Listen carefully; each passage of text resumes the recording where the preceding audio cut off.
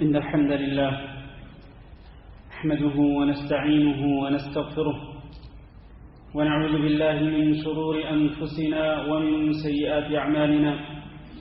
من يهده الله فلا مضل له ومن يضلل فلا هادي له، وأشهد أن لا إله إلا الله وحده لا شريك له، وأشهد أن محمدا عبده ورسوله. اللهم صل على محمد وعلى آل محمد كما صليت على إبراهيم وعلى آل إبراهيم إنك حميد مجيد. اللهم بارك على محمد وعلى آل محمد كما باركت على إبراهيم وعلى آل إبراهيم إنك حميد مجيد. أما بعد، فإن خير الحديث كتاب الله، وخير الهدي هدي محمد صلى الله عليه وسلم، وشر الأمور محدثاتها، وكل محدثة بدعة، وكل بدعة ضلالة، وكل ضلالة في النار. أعوذ بالله من الشيطان الرجيم. يا أيها الذين آمنوا اتقوا الله حق تقاته ولا تموتن إلا وأنتم مسلمون. يا أيها الناس اتقوا ربكم الذي خلقكم من نفس واحدة وخلق منها زوجها وبث منهما رجالا كثيرا ونساء، واتقوا الله الذي تساءلون به والأرحام إن الله كان عليكم رقيبا. يا أيها الذين آمنوا اتقوا الله وقولوا قولا سديدا يصلح لكم أعمالكم ويغفر لكم ذنوبكم، ومن يطع الله ورسوله فقد فاز فوزا عظيما. انتہائی لائق احترام معزز بھائیوں، دوستوں اور بزرگوں، اور معززات ماؤں، بہنوں، بیٹیوں اور خواتین اسلام، رسول اکرم صلی اللہ علیہ وسلم کے ایک ارشاد گرامی ہے، اور آپ کے یہ ارشاد گرامی صحیح بخاری میں موجود ہے. آپ صلی اللہ علیہ وسلم نے ارشاد فرمایا کہ یأتی علی الناس زمان، کہ لوگوں پر ایک زمانہ آئے گا، لا یبالی المرء ما اخذ من المال، کہ انسان کوئی پرواہ نہیں کرے گا کہ اس نے مال کہاں سے لیا، کیسے کمایا، کیسے حاصل کیا. امن الحلال ام من الحرام، اس نے حلال طریقے سے پیسے کمایا یا حرام طریقے سے کمایا، اس کی کسی انسان کو پرواہ کم ہی ہوگی.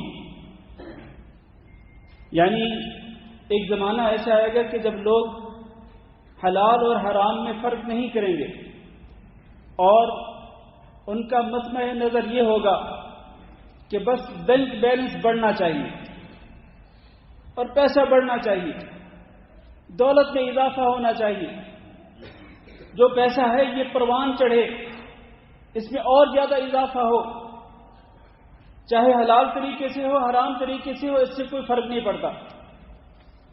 اور میرے بھائیوں، حرام طریقوں سے مال حاصل کرنے کے طریقوں میں سے یا اس کی صورتوں میں سے ایک صورت یہ ہے کہ انسان سودی لین دین کرے، اور اس کے بارے میں بھی نبی کریم صلی اللہ علیہ وسلم نے پیشین گوئی فرمائی.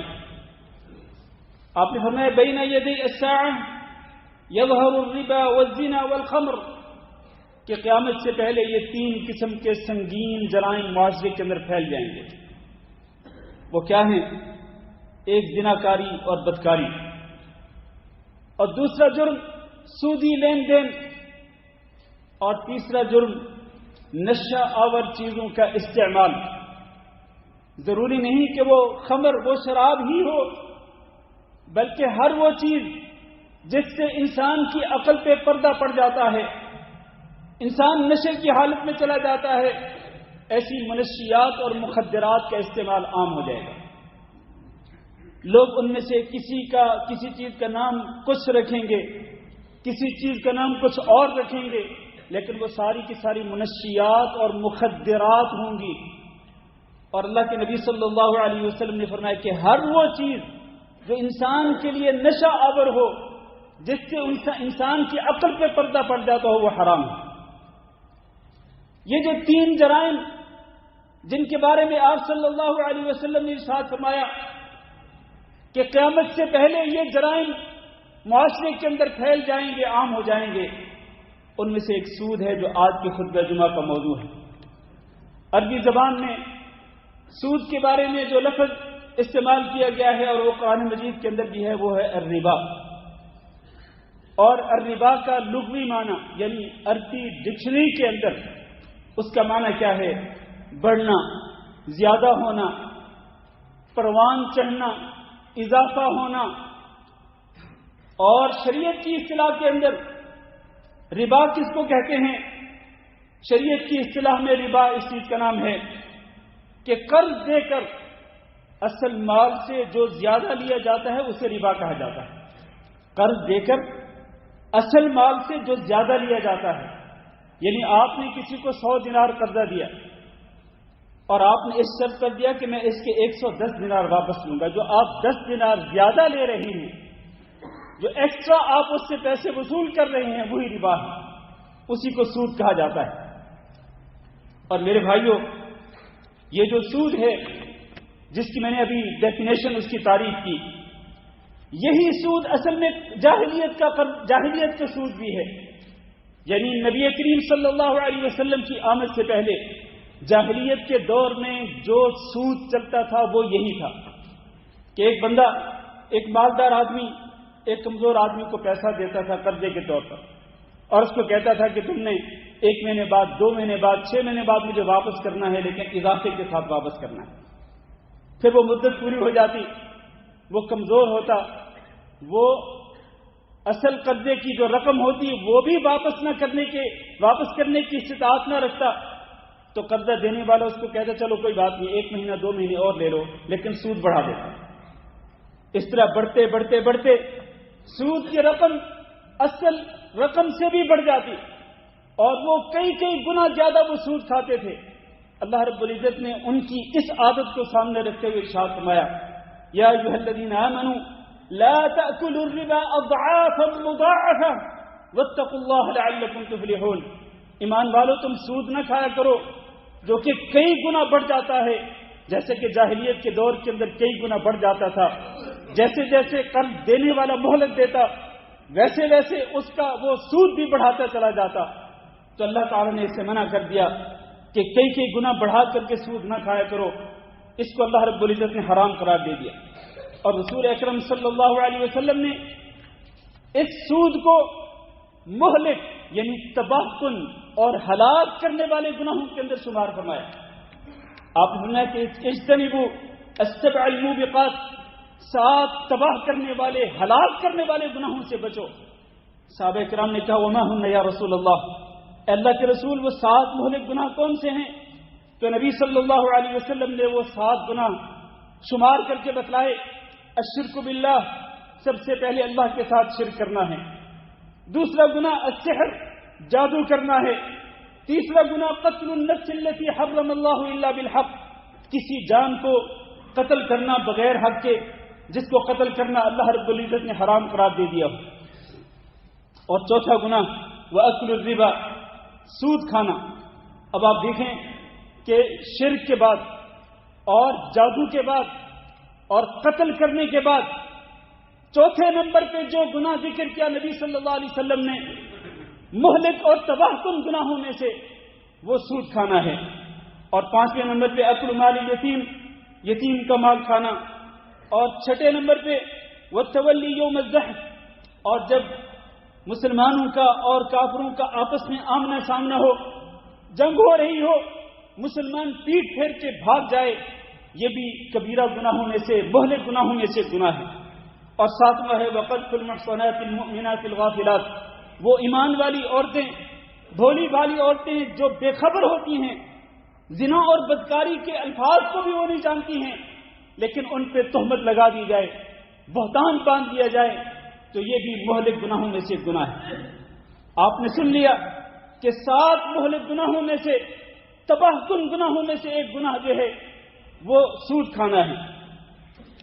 میرے عزیز بھائیوں، آئیے سود کی جو تباہ کاریاں ہیں، ان تباہ کاریوں کو بیان کرنے سے پہلے میں کچھ ضروری مسائل آپ کے سامنے ذکر کرنا چاہتا ہوں، اور آپ سے توجہ چاہوں گا کہ بھرپور متوجہ ہو کر آپ میری گفتگو سنیے تاکہ آپ کو سمجھ آ سکے کہ سود ہوتا کیا ہے۔ نبی کریم صلی اللہ علیہ وسلم کی 2 یا 3 احادیث آپ کے سامنے ذکر کروں گا۔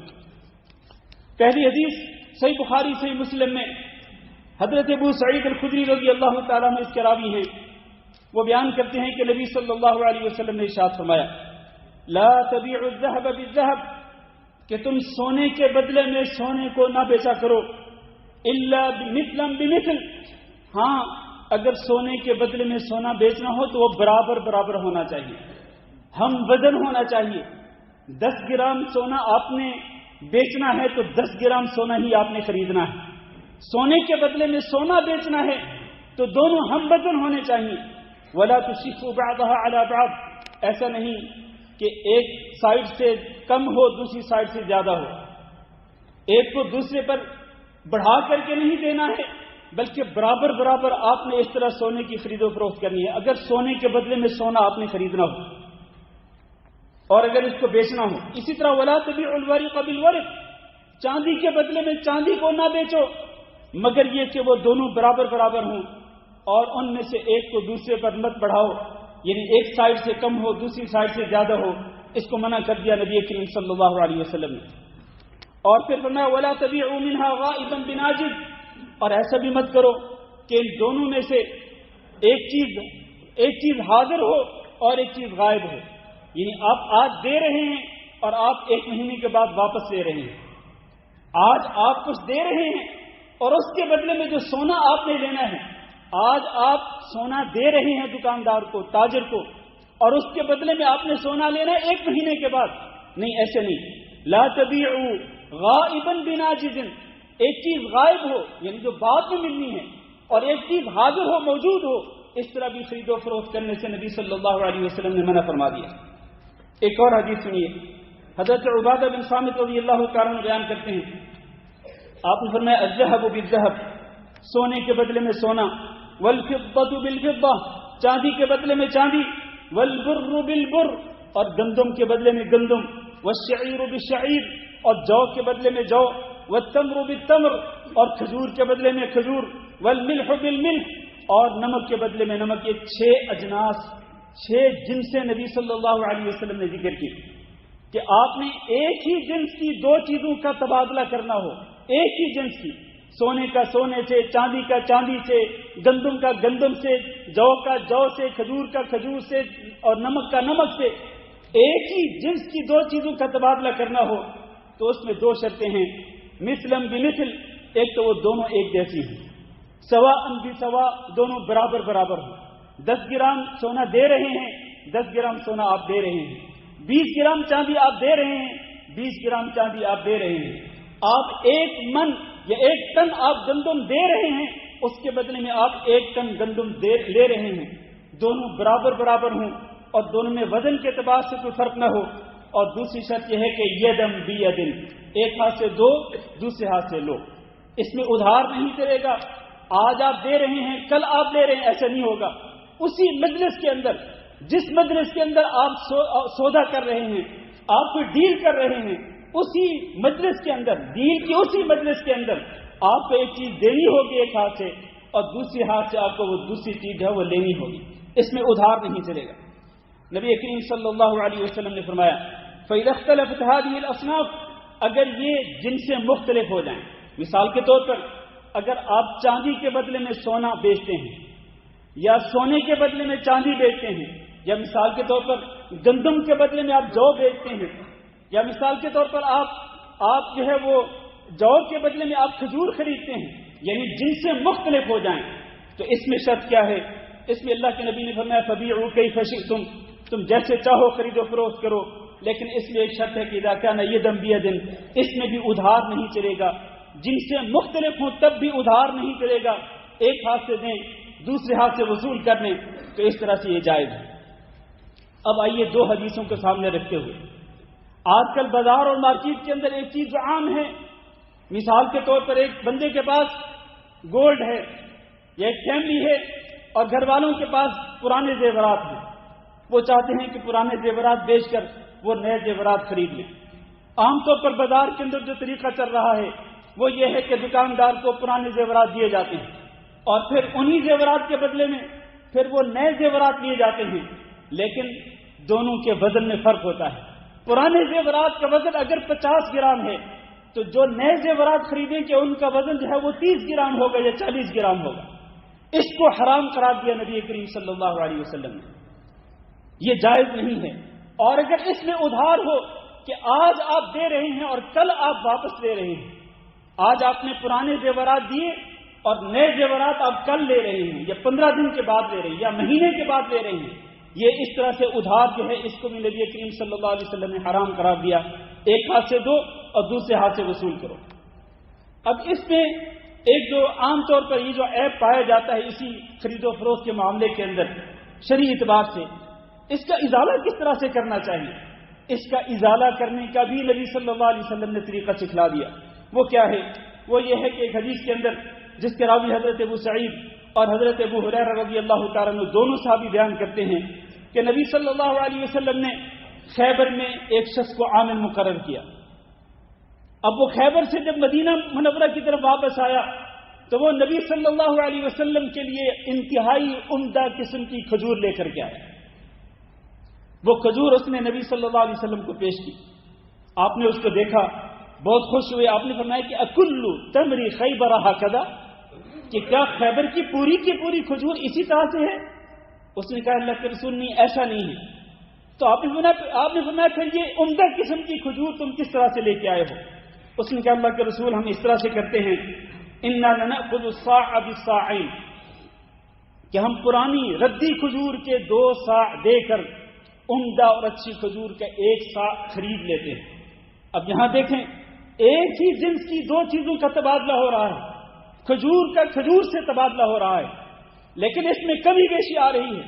یہ کہہ رہے ہیں کہ ہم 2 صاع جو کہ 1 صاع 2.5 کلو کا ہوتا ہے تقریباً، تو یعنی 5 کلو ردی کھجور دے کر ہم 2.5 کلو اچھی کھجور خرید لیتے ہیں۔ اب یہاں کمی بیشی ہے، ایک سائڈ سے 1 کلو ہے، 1 صاع ہے، اور دوسری سائڈ سے 2 صاع ہے۔ تو اللہ کے رسول نے فرمایا لا تفعل، اس طرح سے مت کیا کرو۔ اب اس کا ازالہ کیسے کریں؟ بہتر طریقہ کیا ہے؟ اللہ کے رسول نے اس کا حل بتلا دیا۔ فرمایا بِع الجمع بالدراہم، یہ جو ردی قسم کی کھجور تم نے بیچنا چاہا، جس کو تم نے بیچنا چاہا تھا، سب سے پہلے اس کو جا کر بیچ دو اور اس کے درہم وصول کر دو۔ بالکل اسی طرح سے ہم کہتے ہیں کہ جس نے پرانے زیورات بیچ کر اور نئے زیورات خریدنے ہوں تو وہ پرانے زیورات بیچ کر اس کی قیمت وصول کر لے، اس کے بعد وہ اس قیمت کے ساتھ مزید کچھ قیمت ملا کر اگر وہ نئے زیورات خریدنا چاہتے، چاہے اسی دکان سے خریدے چاہے وہ کسی اور دکان سے خریدے، اس کو آزادی ہے۔ تو اس طرح سے وہ نئی قیمت یا نئے پیسوں کے ساتھ وہ ایک نئی ڈیل کر سکتا ہے نئے زیورات کو خریدنے کے لیے۔ یہ نہیں کہ پرانے زیورات کو بیچ کر نئے زیورات خریدے اور دونوں کے وزن میں فرق ہو، اس طرح سے نبی کریم صلی اللہ علیہ وسلم نے منع فرمایا۔ تو آپ نے فرمایا کہ ردی قسم کی کھجور کو پہلے بیچو، اس کی قیمت وصول کر لو، آپ کے پاس جو قیمت آ گئی، جو درہم آ گئے، جو پیسے آپ کے پاس آ گئے، اب ان پیسوں کے ساتھ آپ کو جتنی عمدہ کھجور ملتی ہے وہ خرید لو اور اس کو کھاؤ بھی اور کھلاؤ بھی، اس کے استعمال کرو۔ تو یہ ہے وہ طریقہ جو نبی کریم صلی اللہ علیہ وسلم نے بیان فرمایا ہے۔ میرے بھائیوں، ربا کی 2 قسمیں ہوتی ہیں۔ یہ حدیثیں بیان کرنے کے بعد اب میں اس کو سمیٹتا ہوں، اس موضوع کو۔ ربا کی 2 قسمیں ہوتی ہیں، ایک ہوتا ہے ربا الفضل اور ایک ہوتا ہے ربا النسیئہ۔ ربا الفضل سے مراد خرید و فروخت کا وہ معاملہ ہے جس کے اندر کمی بیشی ہے، جیسے کہ میں نے ابھی ذکر کیا، سونے کے بدلے میں سونا ہو، چاندی کے بدلے میں چاندی ہو، گندم کے بدلے میں گندم ہو، یا یہ جو 6 اجناس میں نے ذکر کی ہیں، ایک ہی جنس کی 2 چیزوں کا آپس میں تبادلہ ہو اور وزن کے اعتبار سے کمی بیشی ہو تو اس کو ربا الفضل کہا جاتا ہے، اور یہ حرام ہے۔ نبی کریم صلی اللہ علیہ وسلم نے اسے منع فرمایا۔ اور ربا النسیئہ کیا ہے؟ النسیئہ کا معنی ہے تاخیر، اور اس کو آپ ادھار بھی کہہ سکتے ہیں کہ آپ اگر ایک ہی جنس کی یا مختلف جنسوں کی خرید و فروخت کرتے ہیں اور اس میں ادھار ہوتا ہے، مثلا سونے کے بدلے میں سونا، اس میں ادھار نہیں چلے گا۔ اسی طرح سونے کے بدلے میں چاندی، اس میں بھی ادھار نہیں چلے گا، اس میں کمی بیشی ہو سکتی ہے کیونکہ جن سے مختلف ہیں کمی بیشی ہو سکتی ہیں، لیکن اس میں ادھار نہیں چلتا ہے. تو یہ ربا الفضل اور ربا النسیئہ دو قسم کی سود کی اقسام ہیں جو کہ احادیث کے اندر بیان کی گئی ہیں. میرے بھائیوں، اسی طرح سے آپ یہ جو آج کرنسی نوٹ چلتے ہیں، یہ کرنسی نوٹ جو ہیں یہ بھی سونا چاندی کی جگہ پہ چلتے ہیں. اور آپ نے دیکھا ہوگا عام طور پر عید کے موسم میں اپنے بچوں میں، اہل و عیال میں، دوستوں میں وہ عیدیات بانٹنے کے لیے نئے نوٹ خریدے جاتے ہیں. پاکستان کے اندر، ہندوستان کے اندر یہاں بھی لوگ لیتے ہیں، لیکن یہاں پر کیا ہوتا ہے، جتنے دینار دیتے ہیں اتنے ہی دینار آپ لیتے ہیں. 100 دینار پرانے نوٹ دے کر آپ 100 دینار کے نئے نوٹ آپ لے لیتے ہیں. ٹھیک ہے، کوئی حرج نہیں اس میں. لیکن ہمارے ملکوں کے اندر کیا ہوتا ہے، آپ نے اگر نئے نوٹ خریدنے ہیں، اگر آپ کو 1000 کا نوٹ چاہیے تو آپ کو اس کے لیے 1100 روپے دینے پڑیں گے. 1100 روپے دیں، 1000 کا نیا نوٹ خریدیں. اگر آپ نے 50,000 نئے نوٹ لینے ہیں مختلف قسم کے، 1000 کا، 500 کا، مختلف جو نوٹ ہیں، 50,000 اگر آپ نے لینے ہیں تو آپ کو تقریباً 60,000 روپے دینے پڑیں گے. تو یہ جو ایک ہی کرنسی ہے، ایک ہی جنس ہے، اس کا جو تبادلہ ہو رہا ہے اس میں کمی بیشی ہو رہی ہے. اس تبادلے کے اندر جو کمی بیشی ہے یہ عین سود ہے جس سے نبی کریم صلی اللہ علیہ وسلم نے منع فرمایا. اسی طرح میرے بھائیوں، آئیے ذرا آج سود کی جو مختلف صورتیں آج ہمارے معاشرے کے اندر مروج ہیں، جن کا رواج پایا جاتا ہے، ان کا بھی میں اختصار کے ساتھ ذکر کرتا چلوں. اگر آپ کسی سیونگ اکاؤنٹ میں پیسے رکھتے ہیں فکس ڈپازٹ پر، آپ نے 5 سال کے لیے، 10 سال کے لیے 10 لاکھ روپے، 20 لاکھ روپے، 50 لاکھ روپے رکھ دیے اور بینک نے آپ کو کہا کہ میں آپ کو اس پر 12%، 15% آپ کو پروفٹ دوں گا. یہ فکس پروفٹ ہے. یہ فکس پروفٹ پہ سیونگ اکاؤنٹ کے اندر پیسہ رکھنا حرام ہے. یہ بالکل عین سود ہے جس سے نبی کریم صلی اللہ علیہ وسلم نے منع فرمایا. اور اسی طرح سے، اور یہاں اس کا متبادل آپ کو بتاتا چلوں. متبادل یہ ہے کہ اگر آپ کسی اسلامی بینک کو پیسہ دیتے ہیں، اسلامی بینک آپ کے پیسوں کو انویسٹ کرتا ہے، اور انویسٹ کہاں کرتا ہے؟ جائز اور حلال چیزوں کے اندر اس کو انویسٹ کرتا ہے. پھر وہ پروفٹ کماتا ہے، پھر جتنا پروفٹ آتا ہے اس میں سے آپ کو حصہ دیتا ہے. اور وہ پروفٹ زیادہ بھی ہو سکتا ہے، لہذا آپ کو زیادہ حصہ ملے گا. وہ کم بھی ہو سکتا ہے، آپ کو کم حصہ ملے گا. وہ پروفٹ نہیں بھی ہو سکتا ہے، آپ کو نہیں ملے گا. اور نقصان بھی ہو سکتا ہے تو آپ کو نقصان بھی برداشت کرنا پڑے گا. لیکن اگر ایسا ہو کہ آپ نے پیسہ رکھ دیا، بالکل آپ بے پرواہ ہو کر کے آپ گھر میں بیٹھ گئے، جو مرضی ہوتا رہے مارکیٹ کے اندر، خسارہ ہوتا ہے، پروفٹ ہوتا ہے، زیادہ ہوتا ہے، کم ہوتا ہے، آپ کو تو 15% مل ہی جانا ہے، آپ کو تو 20% مل ہی جانا ہے. آپ کا جو اصل جو کیپٹل آپ کی جو اماؤنٹ ہے وہ بھی آپ کی محفوظ، اور آپ کو پروفٹ بھی فکس شرح کے اعتبار سے آپ کو ملتا رہے گا. تو یہ عین سود ہے جس کو اسلام نے حرام قرار دیا. اسی طرح سے دوسری صورت ہمارے ملکوں کے اندر یہ چیز عام ہے. انعامی بانڈ خریدے جاتے ہیں، بانڈ خرید کر رکھ لیے جاتے ہیں. 1000 کا، 10,000 کا، 20,000 کا، 50,000 کے بانڈ آپ لے کر کے رکھ لیتے ہیں. اور پھر ان بانڈ کے اندر پھر وہ جو نمبرز ہوتے ہیں ان کی قرآن دازی ہوتی ہے. پھر لوگوں کے لیے، کئی لوگوں کے لیے، یعنی چند ایک لوگوں کے لیے پھر انعامات نکالے جاتے ہیں، لاکھوں کے اور کئی لوگوں کے لیے کروڑوں کے انعامات نکالے جاتے ہیں. اس کے اندر دو پہلو ہیں، اس کے اندر سود بھی ہے، اس کے اندر جوا بھی ہے. اسی طرح سے یہاں پر کویت کے اندر بھی آپ کو پتہ ہے کہ کچھ عرصے سے، بلکہ کافی عرصے سے کئی کنونشنل بینکس جو ہیں، سودی بینک جو ہیں، وہ سرٹیفکیٹ بیچتے ہیں. 50 دینار کے سرٹیفکیٹ بیچے جاتے ہیں. اور پھر یہ کہا جاتا ہے کہ اتنے عرصے کے بعد قرآن دازی ہوگی اور آپ کے لیے $1 ملین کا آپ کے لیے ایک بمپر پرائز جو ہے وہ نکالا جائے گا. ایک بڑا انعام جو ہے وہ نکالا جائے گا $1 ملین کا یا $1 ملین کا. تو یہ جو سرٹیفکیٹ آپ نے 50 دینار کا خریدا، آپ نے 100 دینار کا خریدا، آپ نے 1000 دینار کے کئی سرٹیفکیٹ خرید لیے. اگر آپ کا قرآن دازی کے اندر نام نکل آیا اور آپ کو 1000 کے بدلے میں $1 ملین دینار آپ کو دیے گئے تو وہ کیا ہے؟ وہ کہ راتوں رات آپ کروڑ پتی بن گئے. اس کے اندر بھی دونوں پہلو ہیں، اس کے اندر بھی سود بھی ہے اور اس کے اندر جوا بھی ہے. اور یہاں وزارت الاوقاف کویت کا فتویٰ کافی عرصے سے جاری ہو چکا ہے کہ اس قسم کے سرٹیفکیٹس کو خریدنا اور ان کے ذریعے انعامات وصول کرنے کے لیے حرص اور لالچ کا مظاہرہ کرنا یہ حرام ہے. اس قسم کے سرٹیفکیٹ کو یہاں کی وزارت اوقاف نے ایک فتوے کے ذریعے حرام قرار دیا. اسی طرح سے ایک اور چیز، ایک سودی معاملہ جو ہے وہ آج عام پھیلا ہوا ہے. وہ یہ ہے کہ ایک شخص اگر کسی کو قرضہ دیتا ہے، فرض کریں 1 لاکھ روپیہ اس کو قرضہ دیا، اس کو کہتے ہیں کہ تم اپنا گھر مجھے گروی کے طور پر، رہن کے طور پر میرے پاس رکھ دو، آپ مجھے 6 مہینے کے بعد 1 لاکھ روپیہ واپس کرنا، میں آپ کو آپ کا مکان واپس کر دوں گا. پھر ان 6 مہینوں کے اندر وہ کیا کرتا ہے، وہ اس مکان کو یا تو خود اپنی رہائش کے لیے استعمال کرتا ہے. رہائش کے لیے استعمال کرنا یہ سود ہے، یا پھر وہ اس مکان کو کرائے پہ دے دیتا ہے، رینٹ پہ دے دیتا ہے اور وہ رینٹ لے کر اپنی جیب میں ڈال لیتا ہے. یہ بھی سود ہے کہ آپ نے 1 لاکھ روپیہ قرضہ دے کر اس کے بدلے میں آپ نے فائدہ کیا اٹھایا، یا آپ نے 6 مہینے کی مفت رہائش رکھی اس کے گھر کے اندر جس کو آپ نے قرضہ دیا ہے، یا پھر آپ نے وہ گھر رینٹ پہ دے کر اس کا رینٹ آپ نے لیا، اپنی جیب میں ڈال لیا، تو یہ بھی سود ہے. تو گروی میں رکھی ہوئی چیز سے فائدہ اٹھانا قطعاً جائز نہیں ہے، یہ سود کے زمرے میں آتا ہے. اسی طرح سے ایک سود کی ایک صورت آج یہ بھی پائی جاتی ہے جس کو لائف انشورنس کہا جاتا ہے. آپ اپنی زندگی کا بیمہ کراتے ہیں، بیمہ یا انشورنس کمپنی آپ کو کہتی ہے کہ آپ 10 سال کے لیے ہمیں 10 لاکھ روپے آپ نے پر منتھ آپ نے جمع کرانے ہیں، یعنی پر منتھ آپ اتنے پیسے جمع کرائیں کہ 10 سال کے بعد آپ کے 10 لاکھ جمع ہو جائیں گے. اچھا جی، اگر آپ ان 10 سالوں تک زندہ رہے تو 10 سال پورے ہونے کے بعد آپ کو 10 لاکھ کے 25 لاکھ ملیں گے. یہ کیا ہے؟ یہ سود ہے. آپ نے 10 لاکھ جمع کرائے ہیں لیکن آپ کو واپس کتنے مل رہے ہیں؟ 25 لاکھ روپے آپ کو مل رہے ہیں.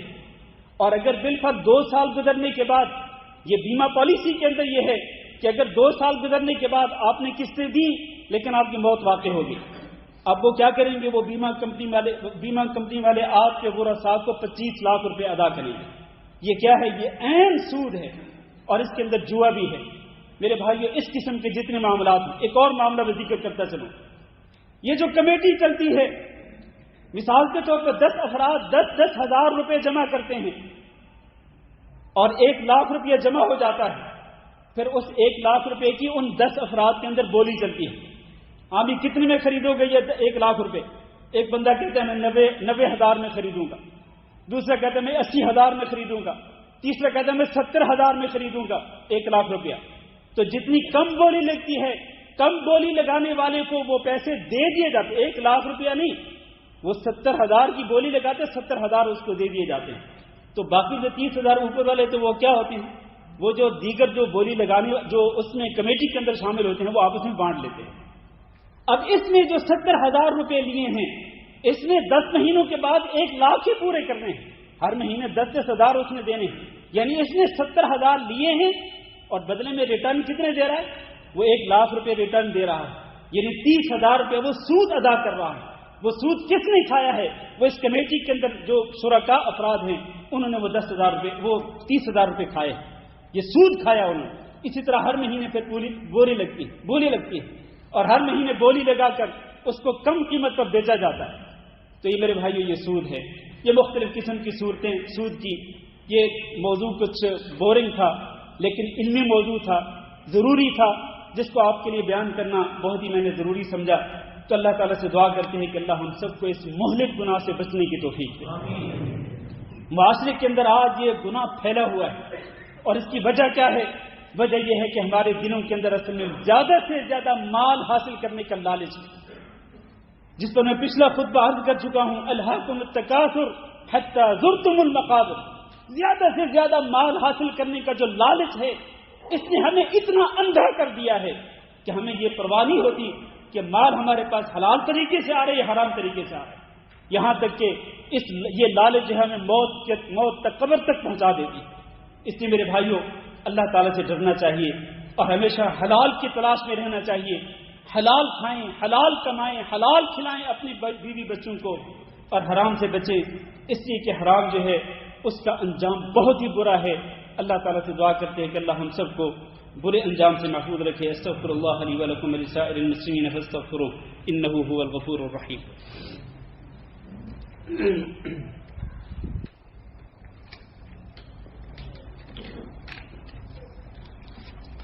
إن الحمد لله نحمده ونستعينه ونستغفره ونعوذ بالله من شرور أنفسنا ومن سيئات أعمالنا من يهده الله فلا مضل له ومن يضلل فلا هادي له وأشهد أن لا إله إلا الله وحده لا شريك له وأشهد أن محمدا عبده ورسوله اللهم صل على محمد وعلى آل محمد كما صليت على إبراهيم وعلى آل إبراهيم إنك حميد مجيد اللهم بارك على محمد وعلى آل محمد كما باركت على إبراهيم وعلى آل إبراهيم إنك حميد مجيد اما بعد میرے عزیز بھائیو اور دوستو، سودی لین دین جاری رکھنے کے بہت ہی خطرناک نتائج ہیں۔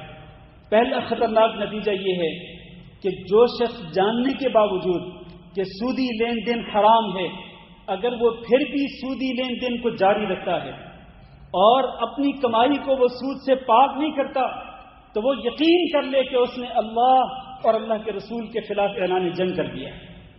اب وہ اللہ اور اللہ کے رسول کے خلاف حالت جنگ کے اندر ہے، اور اس کو یہ یقین ہونا چاہیے کہ جب وہ اللہ اور اللہ کے رسول کے خلاف حالت جنگ میں ہے تو پھر اس کا انجام کیا ہوگا۔ ظاہر ہے کہ اس جنگ کے اندر اللہ اور اللہ کے رسول کا تو کوئی نقصان ہونے والا نہیں ہے، نقصان ہوگا تو اسی کا ہوگا۔ اللہ تعالیٰ نے قرآن مجید کے اندر ارشاد فرمایا، یا ایھا الذین آمنوا اتقوا اللہ وذروا ما بقی من الربا ان کنتم مؤمنین، اے ایمان والو اگر تمہارے اندر ایمان ہے تو پھر جتنا سود باقی ہے اس کو چھوڑ دو، اس بقیہ سود سے اپنے دامن کو بچاؤ۔ اگر تم ایسا نہیں کرو گے فأذنوا بحرب من اللہ ورسولہ، تو پھر اللہ اور اللہ کے رسول کے خلاف اعلان جنگ کر دو۔ اور اس کا دوسرا خطرناک نتیجہ یہ ہے کہ جو شخص سودی لین دین کرتا ہے وہ اللہ رب العزت کی پھٹکار اور اللہ کی لعنت کا مستحق ٹھہرتا ہے۔ حضرت جابر رضی اللہ تعالیٰ عنہ بیان کرتے ہیں کہ رسول اکرم صلی اللہ علیہ وسلم نے 4 قسم کے لوگوں پر لعنت فرمائی، ایک سود کھانے والا، دوسرا سود کھلانے والا، اور تیسرا اس کو لکھنے والا۔ یہ جو بینکوں کے اندر، کنونشنل بینکوں کے اندر جو لوگ کام کرتے ہیں، سودی لین دین کے اندر وہ کسی طریقے سے انوالو ہوتے ہیں، ٹائپ کرتے ہیں، کوئی ایگریمنٹ تیار کرتے ہیں، جتنے بھی لوگ اس قسم کے معاملے کے اندر انوالو ہوتے ہیں ان پر اللہ کے رسول صلی اللہ علیہ وسلم نے لعنت بھیجی۔ وہ شاہدی ہی، اور سود کا کوئی بھی معاملہ جس کے اندر 2 گواہی دیتے ہیں، گواہ بنتے ہیں، ان پر بھی رسول اکرم صلی اللہ علیہ وسلم نے لعنت بھیجی۔ اور آپ نے فرمایا کہ 4 قسم کے لوگ، سود کھانے والا بھی، کھلانے والا بھی، لکھنے والا بھی، اور اس کے دونوں گواہ بھی، یہ 4 قسم کے افراد گناہ کے اعتبار سے برابر ہیں، ان دونوں کے گناہ کے اندر کوئی فرق نہیں ہے۔ اور تیسرا اس کا خطرناک نتیجہ یہ ہے کہ جس معاشرے کے اندر یہ سودی لین دین پھیل جاتا ہے اور سودی لین دین عام ہو جاتا ہے، اس معاشرے کو پھر اللہ رب العزت کے عذاب کا انتظار کرنا چاہیے۔ نبی کریم صلی اللہ علیہ وسلم نے ارشاد فرمایا، اذا ظہر الربا والزنا فی قریہ، کسی بستی کے اندر، کسی شہر کے اندر، کسی ملک کے اندر جب زنا پھیل جاتا ہے اور سودی لین دین پھیل جاتا ہے تو پھر ان کو اللہ کے عذاب کا انتظار کرنا چاہیے۔ یہ سودی لین دین کرنا کس قدر سنگین گناہ ہے۔ اللہ کے رسول نے فرمایا کہ جو بندہ 1 درہم سود کا 1 درہم کھاتا ہے اور اس کو پتہ ہے کہ یہ 1 درہم سود کا ہے تو اس کا گناہ 36 مرتبہ زنا کرنے سے بھی برا ہے۔ 36 مرتبہ زنا کرنے سے بڑا گناہ ہے اس آدمی کا جو 1 درہم سودی لین دین کر کے کھاتا ہے۔ اور اس کا انجام جو ہے میرے بھائیو، سودی معیشت اور سود کے اوپر مبنی جو اکانومی ہوتی ہے، اس کا انجام آخر کار تباہی اور بربادی کے سوا کچھ نہیں۔ آج آپ دیکھ لیں بہت سارے اسلامی ملک جو ہیں ان کی اکانومی جو ہے وہ اگر تباہی کے کنارے پہ پہنچی ہے تو اس کی ایک بنیادی وجہ یہی ہے کہ وہاں پر معیشت کی بنیاد ہی وہ سودی لین دین۔ بڑے بڑے بینک اور حتیٰ کہ جو عالمی مالیاتی ادارے ہیں، IMF ہو یا کوئی اور عالمی مالیاتی ادارہ ہو، وہ کوئی آپ کو وہ فی سبیل اللہ آپ کو قرضہ نہیں دیتا، بلکہ وہ بڑے بڑے سود کے بدلے میں آپ کو وہ قرضے دیتے ہیں۔ تو سودی جہاں پر سود کی انوالومنٹ ہوگی، جہاں پر سود جو ہے وہ اس کا لین دین ہوگا، تو وہاں پر تباہی اور بربادی کے سوا کچھ نہیں۔ یہ میں نہیں کہہ رہا، یہ اللہ رب العزت نے قرآن مجید کے اندر ارشاد فرمایا، یمحق اللہ الربا، اللہ تعالیٰ سود کو مٹاتا ہے، سود کو تباہ و برباد کرتا ہے، سودی معیشت کو ختم کر دیتا ہے، ویربی الصدقات، اور اس کے بدلے میں اللہ رب العزت صدقات کو بڑھاتا ہے۔ سود تباہی اور بربادی کی طرف لے کے جاتا ہے، اور اس کے مقابلے میں جو صدقات کا نظام ہے، جو زکوٰۃ کا نظام ہے جو اسلام نے دیا ہے، وہ مال کو بڑھاتا ہے، مال کے اندر برکت کو لاتا ہے، مال کے اندر اضافے کا سبب بنتا ہے۔ آخر میں ایک بات ذکر کر کے میں آج کا خطبہ ختم کرتا ہوں۔ حضرت سمرہ بن جندب رضی اللہ تعالیٰ عنہ ایک صحابی ہیں، وہ بیان کرتے ہیں کہ نبی کریم صلی اللہ علیہ وسلم فجر کی نماز کے بعد اپنے مصلی پہ بیٹھتے تھے اور لوگوں سے پوچھتے تھے کہ بتلاؤ آج کس نے خواب دیکھی؟ پھر نبی صلی اللہ علیہ وسلم لوگوں کے خوابوں کی تعبیر بتلاتے تھے۔ ایک دن آپ نے پوچھا، کسی نے کوئی خواب بیان نہیں کیا، نبی صلی اللہ علیہ وسلم نے فرمایا کہ آج میں نے خواب دیکھا۔ وہ خواب لمبا ہے، صحیح بخاری کے اندر حدیث موجود ہے۔ اس کے اندر جو آج کے خطبہ جمعہ کے موضوع سے متعلق جو بات ہے وہ یہ ہے، اللہ کے نبی فرماتے ہیں کہ میرے پاس خواب میں 2 آدمی آئے، یعنی وہ فرشتے تھے لیکن آدمی کی شکل میں، اور وہ دونوں فرشتے کون تھے؟ حضرت جبریل اور حضرت میکائیل علیہ السلام۔ مجھے لے کر کے گئے حتیٰ کہ ہم ایک نہر کے کنارے پہ پہنچے، وہ نہر خون کی تھی، اس کے عین بیچ میں ایک بندہ کھڑا ہوا تھا، اور اس نہر کے کنارے پہ ایک اور بندہ کھڑا ہوا ہے جس کے سامنے پتھروں کا ڈھیر لگا ہوا ہے۔ اب وہ بندہ جو نہر کے اندر ہے، خون کے ساتھ بہنے والی جو نہر تھی، وہ بندہ جب باہر نکلنے کی کوشش کرتا ہے تو باہر کھڑا ہوا بندہ جس کے سامنے پتھروں کا ڈھیر ہے، وہ ایک پتھر اٹھاتا ہے، اس کے منہ میں مارتا ہے، وہ پیچھے چلا جاتا ہے۔ پھر اس کے بعد وہ دوبارہ آنے کی کوشش کرتا ہے، باہر نکلنے کی کوشش کرتا ہے، وہ باہر کھڑا ہوا بندہ پھر اس کے منہ کے اندر پتھر پھینکتا ہے، وہ پھر اس کو پیچھے دھکیل دیتا ہے۔ اسی طرح بار بار وہ باہر نکلنے کی کوشش کرتا ہے، بار بار وہ باہر کھڑا ہوا بندہ اس کے منہ پہ پتھر مارتا ہے۔ اللہ کے رسول نے فرمایا کہ یہ کون ہے بدبخت؟ تو جبریل امین اور میکائیل نے علیہ السلام نے بتلایا کہ یہ آخر الربا، یہ سود کھانے والا انسان ہے جس کو قبر کے اندر یہ عذاب دیا جا رہا ہے اور قیامت تک اس کو یہ عذاب دیا جاتا رہے۔ قبر میں جائے گا اس کا یہ عذاب سٹارٹ ہو جائے گا، اور جب تک قیامت کا دن قائم نہیں ہوگا اس وقت تک اس کو مسلسل یہی عذاب دیا جاتا رہے گا، والعیاذ باللہ۔ اس لیے میرے عزیز بھائیوں، سود سے توبہ کریں اور سودی لین دین سے سچی توبہ کریں۔ آج ہی اپنے اکاؤنٹس کو، اپنے بینک بیلنس کو آپ سود سے پاک کریں، سود کی نجاست سے، سود کی غلاظت سے، سود کی ناپاکی سے اپنی اکانومی کو، اپنے بینک بیلنس کو، اپنے حسابات کو، اپنی آمدنی کو آپ پاک کریں اور سچے دل کے ساتھ توبہ کریں۔ اللہ رب العزت توبہ کرنے والوں کو بہت پسند کرتا ہے اور اللہ بڑے بڑے گناہوں کو معاف کر دیتا ہے۔ لیکن یاد رکھنا، اگر ایک بندہ اس نصیحت کے آنے کے بعد بھی اگر وہ نصیحت حاصل نہیں کرتا اور پھر وہ جسارت کرتے ہوئے، جرأت کرتے ہوئے وہ سودی لین دین جاری رکھتا ہے، تو اللہ تعالیٰ نے اس کے بارے میں ارشاد فرمایا وَمَنْ عَادَ فَأُولَٰئِكَ أَصْحَابُ النَّارِ۔ یہ سود ہی کے بارے میں ایک مخصوص آیت ہے سورۃ البقرہ کے اندر، آپ اس کو جا کے پڑھ لیجئے گا کہ جو بندہ نصیحت آنے کے بعد توبہ کر لے گا اس کا پچھلا گناہ معاف کر دیا جائے گا، لیکن جو بندہ نصیحت آنے کے بعد دوبارہ یہ گناہ کرے گا فَأُولَٰئِكَ أَصْحَابُ النَّارِ، تو یہی لوگ جہنم والے لوگ ہیں، ہم فیہا خالدون، یہ جہنم کے اندر ہمیشہ ہمیشہ رہیں گے۔ اللہ تعالیٰ سے دعا کرتے ہیں کہ اللہ ہم سب کو جہنم کے عذاب سے اپنی پناہ میں رکھے۔ اللہ رب العزت ہم سب کو جہنم کے عذاب سے بچائے اور محفوظ رکھے۔